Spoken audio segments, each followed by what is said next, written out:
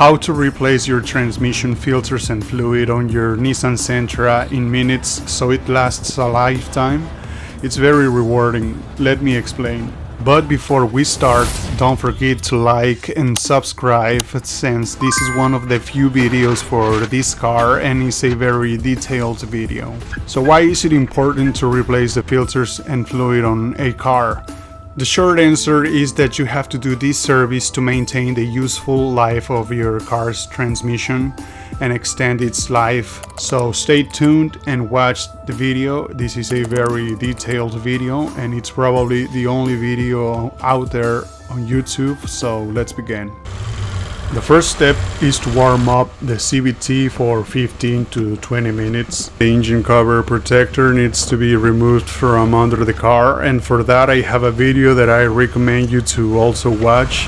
The link is in the description below, or click the tag that appears at the top right of the screen. And now that the car is warmed up, I will run all the gears while applying the brakes at all times, and I'll wait a few seconds on each gear. Now let me show you how to remove the fill cap or filler cap, however you want to call it. This is where we add the fluid. This has a certain way of removing. This is sort of a sticking point because many people struggle at this step. Insert a flathead screwdriver and push the plastic pin inwards, and then lift the cap off the tube, and this will release the cap. It's easy to find the transmission oil pan. This is the one under the driver's side, and now with a 19mm socket I will be removing the oil plug and start draining the used oil, and have a drain pan ready to catch the oil. And don't be afraid of the job, because this is a job to get your hands dirty. I should say that this is the first fluid change for this car at almost 100,000 miles, and from what I see is that the fluid doesn't look that burnt compared to a 2017 Sentra I worked on years ago. That a car would burn the oil faster, it would literally came out looking black, and this fluid is coming out clearer. Now, this service is for transmissions with low mileage and in good working condition. If you have a transmission with a lot of miles, and if you have never performed this service, or if your transmission slips, jerks, or doesn't shift well, it's best to see your mechanic before thinking about this service. To quickly put you in context, I've done this service on my 2017 Sentra about 5 times, and this is the first service for this 2022 model. Up next is one of the most interesting parts of this service: how to remove the oil pan in order to get to the filter that's inside. Using a 10mm socket, I am loosening every bolt in the oil pan, and then completely remove the bolts on the back side to create a cascade effect and drain the leftover fluid. And you will see all that coming up next.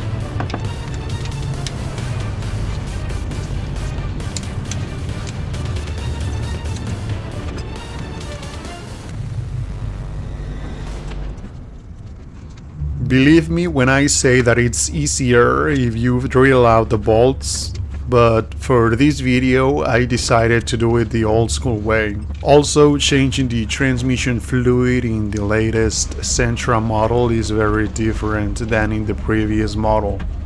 They are completely different transmissions, since this transmission doesn't have an overflow, and if you don't know what that is, you will see it later in this video. For that reason, this service on this car is more similar to the rest of the cars out there, and I like that. And if you want to see how it's like to change the fluid with an overflow, I have a link to that video in the description, or click the tag on the screen. And because this car is different, I had to make a new video and show how to replace the fluid on this new model, which is from 2020 to the present. And now that the transmission is exposed, I will set aside the oil pan gasket and magnets and start removing the metal filter. How to remove the metal filter inside the transmission. This is very simple. To remove the filter, unscrew the two bolts holding the filter in place, and I used a 10mm socket for that. During this step, you have to make sure that the O-ring is attached to the filter after removal and not stuck inside the transmission, because then you will have to get it out of the hole. And this is the O-ring that you have to make sure doesn't get stuck inside the CVT. I had a user say he bought aftermarket parts and had some issues, so he ended up buying the OEM parts at the end. All the parts used for this video are all genuine OEM Nissan parts. Here, let's see what 100,000 miles of service looked like. And here's a better comparison between both filters. The 2017 is dirtier on the outside than the 2022, but the 2022 is way more polluted inside, and also notice metal shavings inside the 2017 filter, which you cannot see as many in the 2022.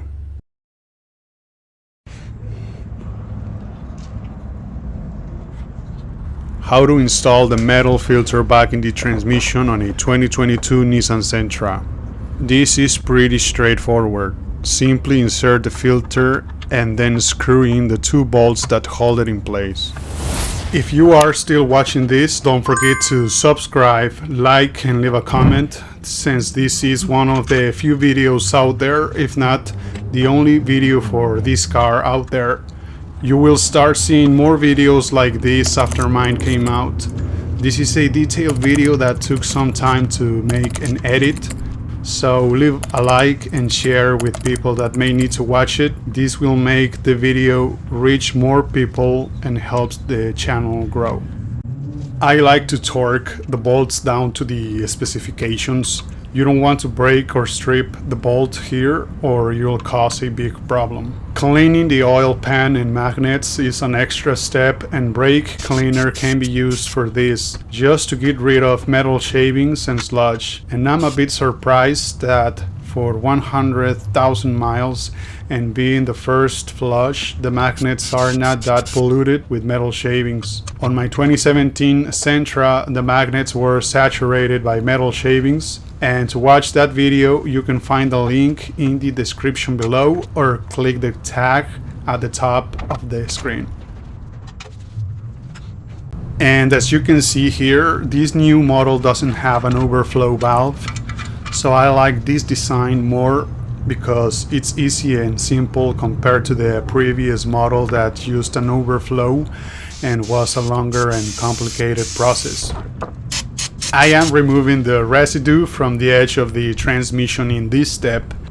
And now how to install the gasket on the oil pan. How to reinstall the gasket and oil pan on the transmission.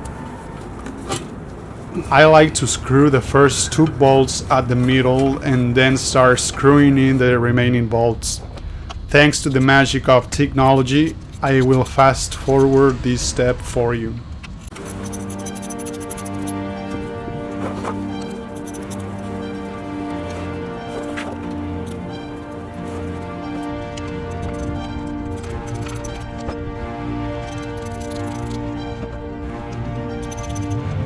Don't forget to follow my new official page on TikTok and Instagram, where I will be uploading some content there, so go check it out.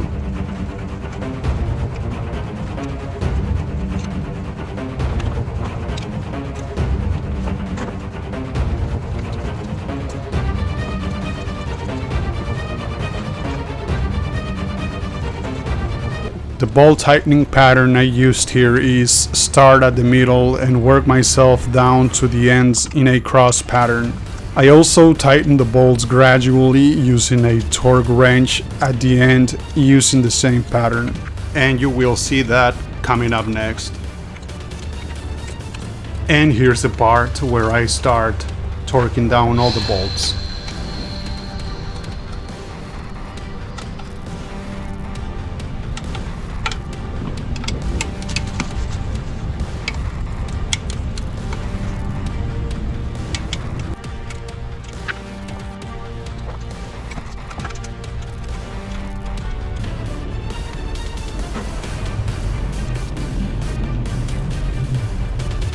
I also decided to replace the drain plug washer for a new one and then proceeded to install the plug back in place. And now, the moment everyone has been waiting for. How to replace the paper filter from the CVT. How to remove and replace the filter and filter cover on a CVT transmission. This filter is located on the right side of the transmission, just above the oil pan, and there are 4 bolts that need to be removed using a 10mm socket or wrench. Now, there is an issue with this new design. There is a flaw with this design, maybe on purpose or maybe not, and that flaw is that the upper left bolt on the screen is a headache to remove, since you cannot insert well any socket nor wrench due to the lack of space around it, and for this reason I removed this bolt little by little. As a result, this turns into a time-consuming step. In this part of the video I left some clips longer than necessary just to show you the amount of time and effort it took to install such bolts.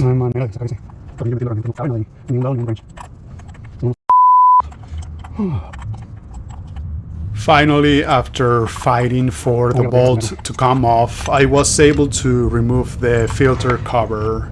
And here we have the most anticipated part of the video: how to remove the paper filter on this CVT. This is the bolt that gave me a hard time, and this is the paper filter. This is the filter that everyone is talking about and wanting to know more about, so don't skip this part of the video as more is coming up. Está completamente sucio.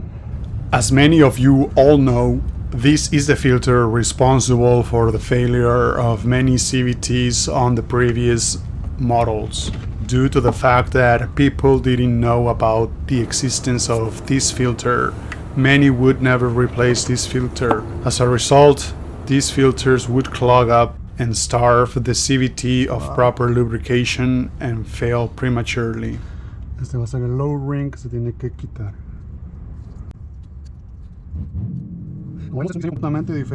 As we can see, this is a totally new design from the previous generation.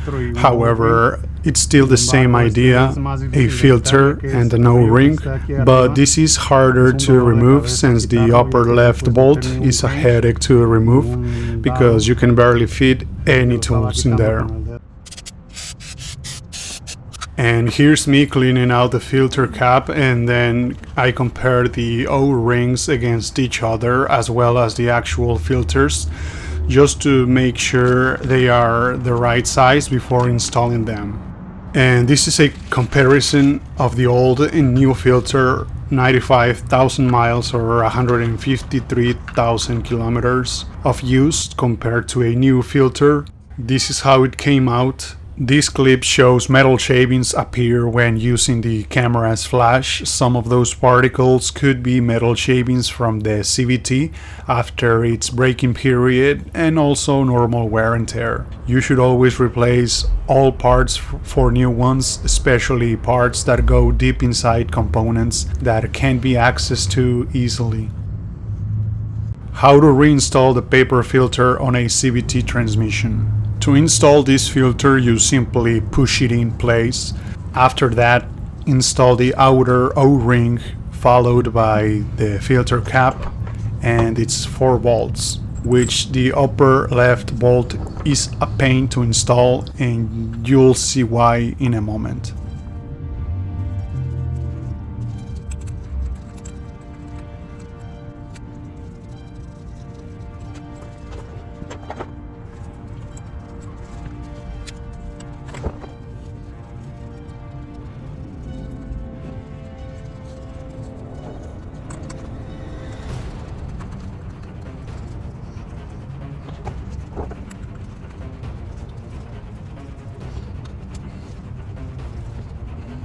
Now I'm installing the upper left bolt, the one that is a pain to install.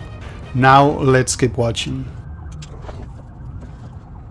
For this job, there are a few tools that can handle this difficult bolt, from a swivel wrench to a universal socket, and you will see how to unbolt it on my next video. But if this video is already months old, then the updated version is already uploaded onto my channel. So stay tuned for the newer and updated video on changing the CVT fluid and filters and the hard to get to upper bolt. And now I am tightening all the bolts using my wrench. To summarize, there are three things that are on the way: the transmission hoses, the crankcase, and the filter cover cap. And this is me torquing down all the bolts because it's the smart thing to do when working on something like this.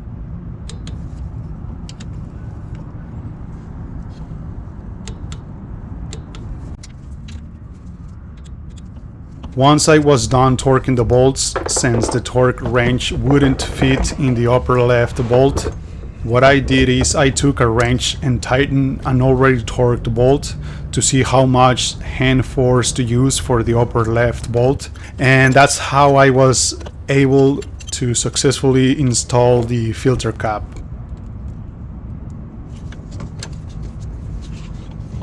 Listo. And finally, the moment everyone has been waiting for: how to add transmission fluid on a Nissan CVT.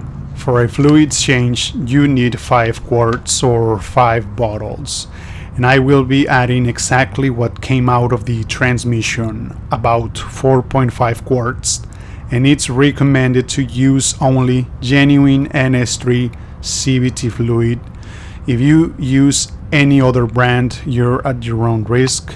So let's finish watching these steps.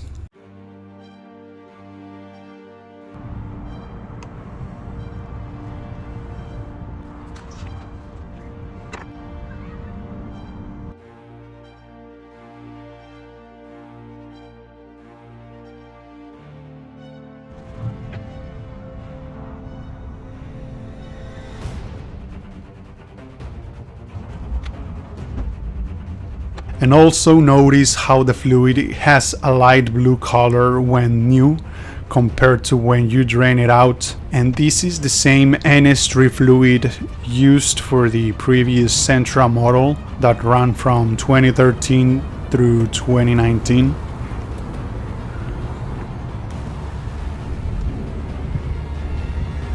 And here are the 4.5 bottles used. And now I install the fill cap back on the transmission tube.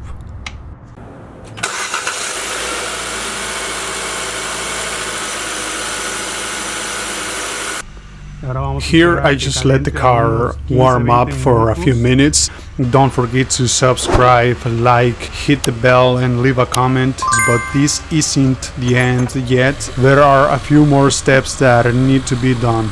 For this last step, I'm simply going through every gear for about 5 seconds each, and then I looked for any signs of leaks around the gaskets and bolts. Finally, I installed the obnoxious engine cover protector, followed by lowering the car down to the ground.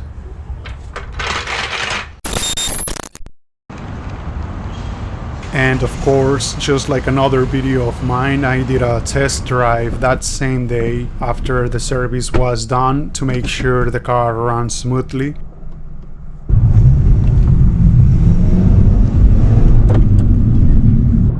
I did this service at 95,000 miles or 153,000 kilometers, but I drove the car an additional 5,000 miles and the car feels and drives normal. That's it for this video. Thank you for sticking until the end.